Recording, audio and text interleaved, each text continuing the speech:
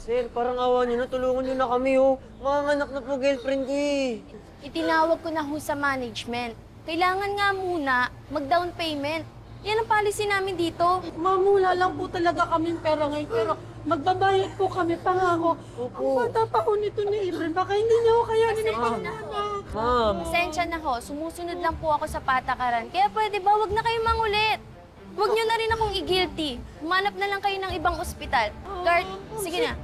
Ma'am, sige na, parang awa niyo na. Ma'am, ito na lang yung ospital na malapit, eh. Wala na kaming pamasahe. Ano ba ang kulit niyo? Guard, sige na. Ang dami ko pang gagawin. Ma'am, sige na, ma'am. Sige na, mag-alis na kayo. Alis na kayo. Sige na, sir. Tuloy na kayo rito. Sige na. Sir, ma'am! Ma'am! Sir! Ma'am! Sir, sige na, sir! Upo muna tayo.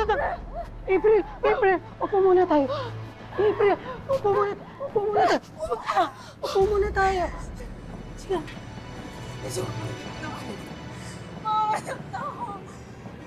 Wait lang. Hahanap ako ng tricycle. Wait lang. Sir!